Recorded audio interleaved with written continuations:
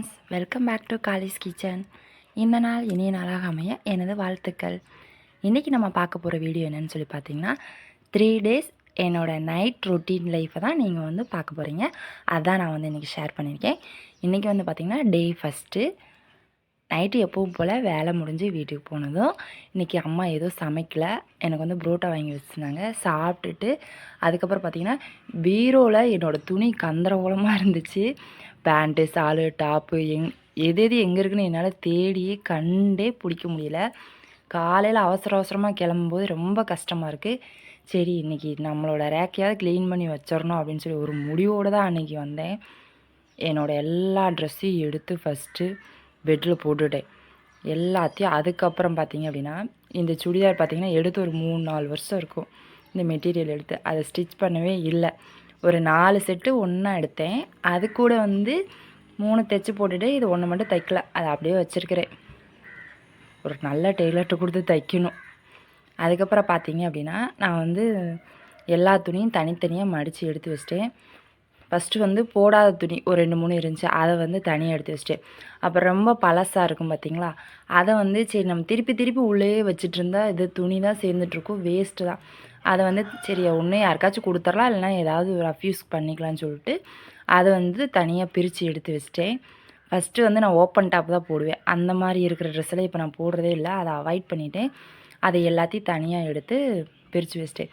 அதுக்கப்புறம் பார்த்திங்க அப்படின்னா கொஞ்சம் பழசாக இருக்கும்ல, அது ஒரு தனியாகவும், இப்போ கொஞ்சம் புதுசாக எடுத்திருப்போம்ல, அது கொஞ்சம் தனியாக, எல்லாம் 3 இதாக பிரிச்சிட்டேன். அப்போ தான் ஒன்று எங்கேயாவது போனால் வந்தால் போடுறதுக்கு தனியாக வச்சாச்சு. அப்புறம் கொஞ்சம் புதுசு கொஞ்சம் பழசு 2யும் மிக்ஸ் பண்ணி வச்சுட்டேன்.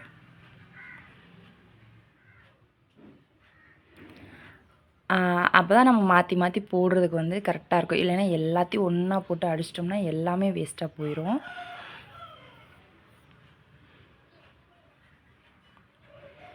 டாப் தனியாக, பேண்ட்டு தனியாக, ஷால் தனியாக அரேஞ்ச் பண்ணிட்டேன். கொஞ்சம் எடுக்கிறதுக்கும் நமக்கு வந்து ஈஸியாக இருக்கும். இதே மாதிரி ரெகுலராக ஃபாலோ பண்ணணும்னு நினச்சிருக்கேன். இப்போ தான் கொஞ்சம் கொஞ்சமாக என்னையும் என்னோடய ஹேபிட்ஸ் எல்லாம் நான் மாற்றிட்டு வந்துட்டுருக்கிறேன். இல்லைன்னா நான்லாம் எதையுமே அரேஞ்ச் பண்ண மாட்டேன். நான் பாட்டுக்கு வருவேன், நான் பாட்டுக்கு போயிடுவேன், அந்த மாதிரி இருந்தேன். ஆனால் இப்போல்லாம் நானே என்னோடய வேலைகளை நானே செஞ்சுக்கிற அளவுக்கு ரெடி ஆகிட்டேன். எல்லாருமே அப்படி தான் இருக்கணும்.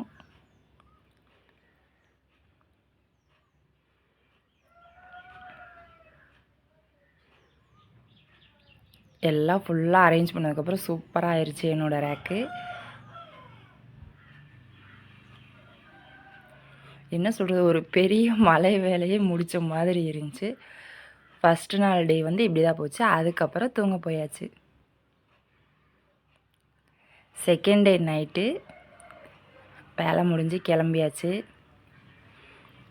அந்த நைட் நேரம் பார்த்திங்கன்னா ரோடெல்லாம் சூப்பராக இருக்கும். அன்றைக்கி வீட்டுக்கு வந்ததும் அம்மா சாப்பாடு ஃபஸ்ட்டே வச்சிட்டாங்க. சரி குழம்பு எதுவும் இல்லாதனால லெமன் சாப்பாடு கிளறி தரேன்னு சொல்லியிருந்தாங்க.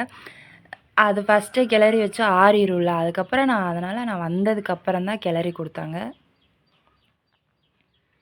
நாங்கள் 2 பேர் தானே, அதனால் வந்து எப்படி சொல்கிறது, நைட்டு காலைல அப்பப்போ செஞ்சுக்கிறது, வேஸ்ட் பண்ணுறதில்ல தேவையில்லாமல் செஞ்சு. குட்டீஸ்லாம் சாப்பிட்டு தூங்கிட்டாங்க. அது தொட்டுக்க வந்து அப்பளம் வந்து பொரித்து எடுத்துட்டாங்க. எனக்கு வந்து சைடிஷ் இல்லாமல் சாப்பாடு உள்ளே இறங்காது. அப்புறம் அன்றைக்கி நான் காலைல தலை குளிச்சுட்டு போயிருந்தேன். நைட்டு சிக்கு மட்டும் எடுத்து வச்சிட்டேன். ஏன்னா காலைல கிளம்புறதுக்கு லேட் ஆயிரும். வேறு எந்த வேலையும் செய்யலை அன்றைக்கி. எந்த வேலையும் எனக்கு இல்லை.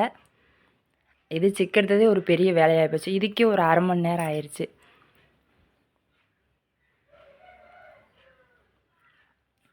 நான் எண்ணெய்லாம் ஃபஸ்ட்டு வைக்க மாட்டேன். சிக்கை எடுத்துகிட்டு காலையில் தான் எண்ணெய் வைப்பேன்.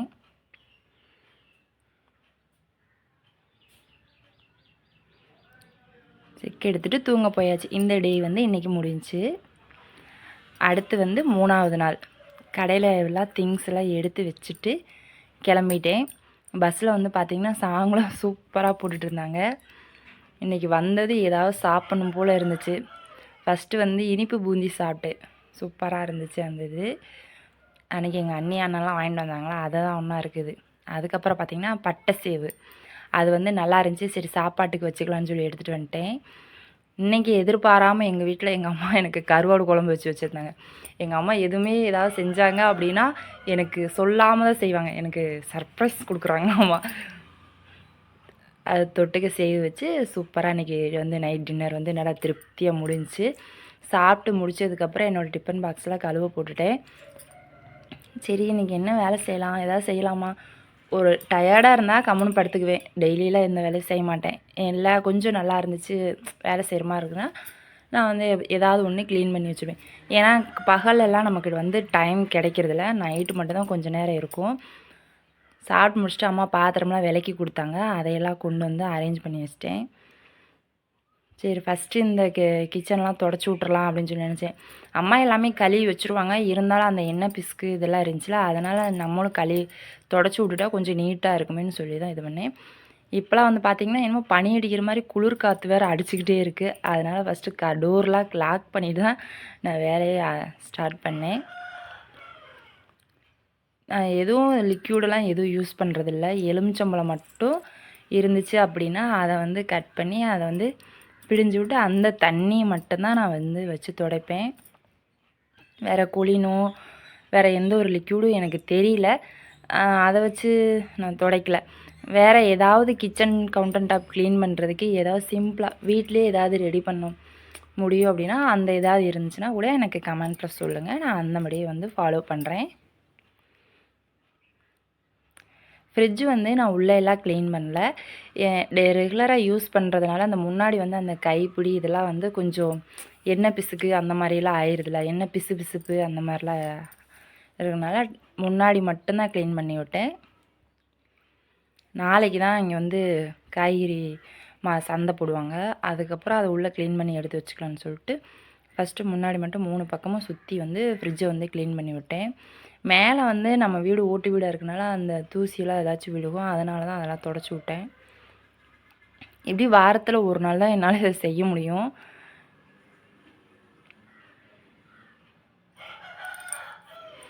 இதே க்ளீன் பண்ணி வச்சிட்டோம்னு வச்சுக்கோங்க, நல்லா பளபளன்னு இருக்கும். கொஞ்சம்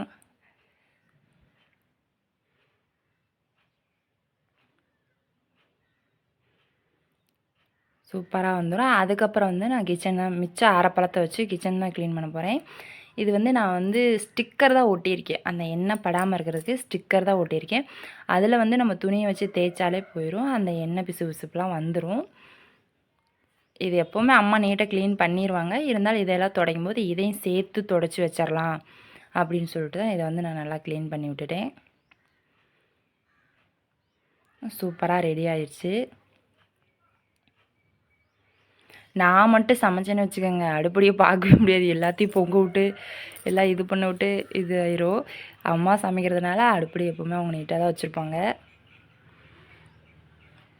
கையோட ரெகுலராக எல்லாத்தையும் இப்படி தொடச்சி விட்டுட்டோம் அப்படின்னா நம்ம அடுப்பு வந்து சூப்பராக நீட்டாக க்ளீன் ஆயிரும். அதுக்கப்புறம் அதுக்கு பக்கத்தில் நான் தான் ஒரு மணி பிளான்ட் வச்சுருக்கேனே, அதை நான் என்னைக்காச்சும் ஒரு நாள் தான் கண்டுக்குவேன். பாருங்கள், அரை டப்பா தண்ணி வந்துருச்சு.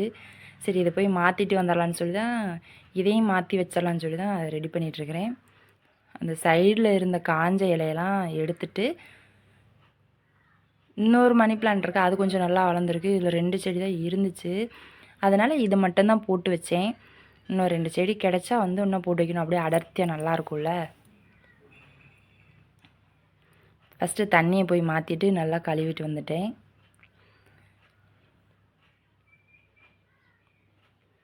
இதில் ஃபுல்லாக ஃபஸ்ட்டு தண்ணி நெப்பிக்கலாம்.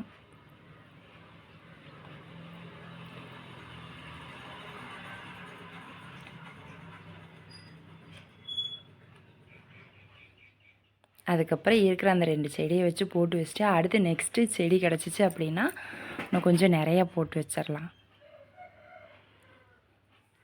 சூப்பராக வந்து ரெடி ஆயிடுச்சு.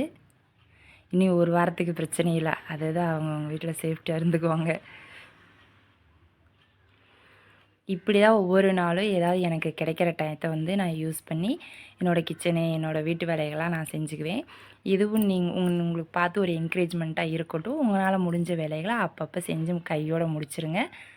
இந்த வீடியோ உங்களுக்கு யூஸ்ஃபுல்லாக இருக்குன்னு சொல்லி நம்புகிறேன். இதே மாதிரி இன்னொரு யூஸ்ஃபுல்லான வீடியோவில் நான் உங்களை வந்து மீட் பண்ணுறேன்.